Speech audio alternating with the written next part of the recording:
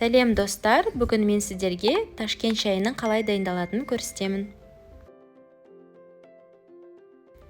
Шайнегімізге 3-4 кесек апельсин,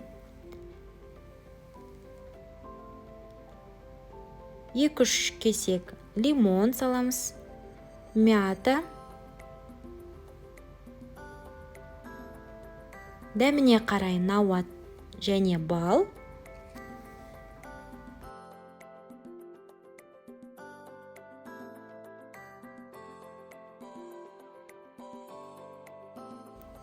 бір жарым қасық қара шай және де бір жарым қасық жасыл шайдан саламыз.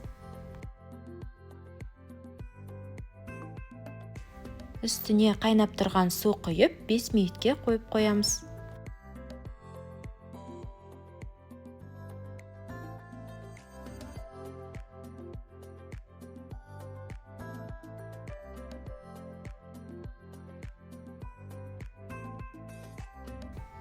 Ташкент шайымыз дайын болды. Жасап көріңіздер, ас болсын.